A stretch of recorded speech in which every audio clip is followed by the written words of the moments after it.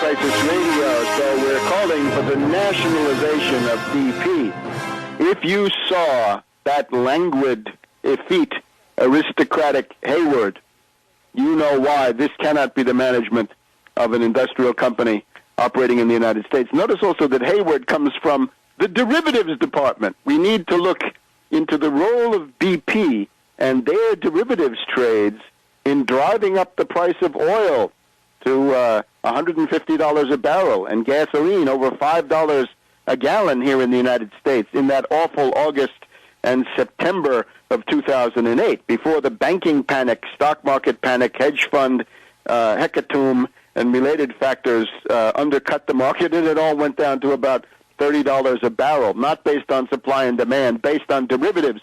And who were the main derivatives traders? Well, we've talked about it. The London ICE exchange, Goldman Sachs, Morgan Stanley, but BP, undoubtedly, a big part of it. So it was true on Saturday Night Live that BP is best at ripping you off at the pump. Well, nationalize them, forbid any use of derivatives, wipe out all existing derivatives.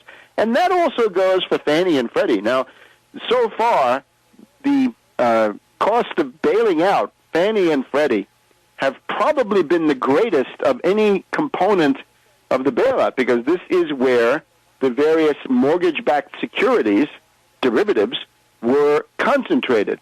Now, I'm interested to see here in the Wall Street Journal, of all places, on Tuesday, June 15th, it's time to nationalize Fannie and Freddie. Stephen A. Blumenthal, a lawyer, former director of the Office of Federal Housing Enterprise Oversight under Mad Dog Bush. And he says, the only solution is for the government to assume the functions of these government-sponsored enterprises, returning the companies to their original status as official government agencies, because that's what they were. For the first 30 or 40 years of Fannie Mae and Freddie Mac, they were government agencies. No speculation, no derivatives, no super profits, no golden parachutes, and astronomical, exorbitant compensation packages for oligarchs like Franklin Raines and the rest of the Clinton gang that moved over to Fannie and Freddie. So it's time to nationalize. Now, unfortunately, Blumenthal seems to think that in this process, the bondholders are going to be made whole. He says other possibilities have a chance of endangering the sacrosanct position of bondholders who are threatened by receiving less than 100 cents on the dollar. Well, sorry, boys, no 100 cents on the dollar, right? All the homeowners have been foreclosed on. We've got double-digit unemployment, almost 20%. And it's, out of all of this, the bondholders are sacrosanct. Bondholders are not sacrosanct. They will get a nice summer haircut. They will get a crew cut or a baldy, in effect. And it's going to be the nationalization of Fannie and Freddie and the systematic voiding of derivatives. That is to say, of all the asset classes that are there, you've got to triage some of them. The bondholders will take a bath, but the tremendous cancerous burden on derivatives on the U.S. economy can also be limited and reduced through proper administration. So this is where we are now. This is a companies that worked fine when they were government agencies, and then they were privatized, so they were given the opportunity to have stocks on the market. They were in there for private gain.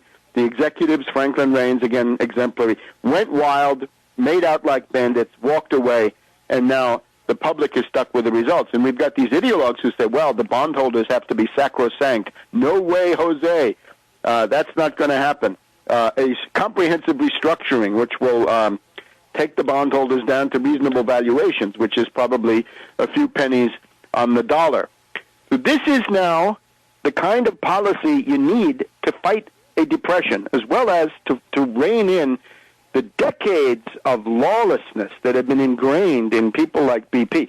BP, of course, a special case. It is one of the main features of British imperialism. This was the original Anglo-Iranian oil company founded before World War I with the goal of getting oil for the British fleet in Iran, right? British sphere, later occupied by the British during World War II, and they still deal with Iran. If you're concerned about Iran, then BP is, to a significant degree, Iranian in its origins, and they find ways to get around these sanctions and do all the rest of the stuff they want to do.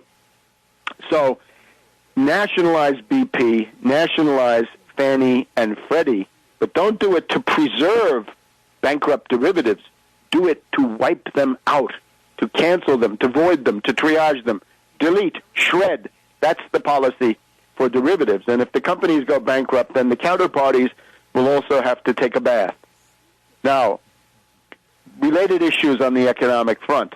We've now got about 1.2 million people who have been unemployed for more than 6 months. This is a growing group, and it would be bigger if some of them hadn't dropped out through despair.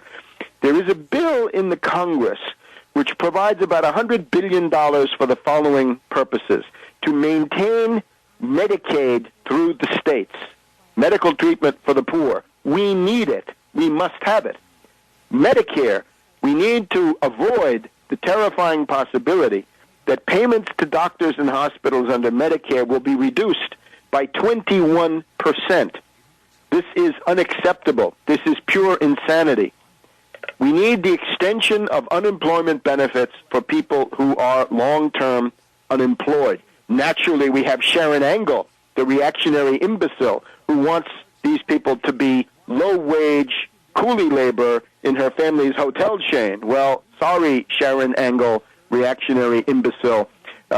Americans have dignity. We have economic rights. We won them during the 1930s through centuries of labor struggles, going back into the mists of time. We're not going to have individual rights, economic rights, destroyed by a gaggle of reactionary lunatics, hypocrites that they are. Unfortunately, now, this bill was blocked in the Senate 56-40. In other words, they got 56 votes, but because of the continuous Republican filibuster of everything, that's not enough. And the traitors in this case are Lieberman, of course, and Ben Nelson, the reactionary, right? Remember him, the Cornhusker kickback. He would do all sorts of things. He's essentially like Lieberman, somebody who wants to preserve his own seat, right? He's got the Arlen Specter syndrome, and naturally it's better for these people to be out.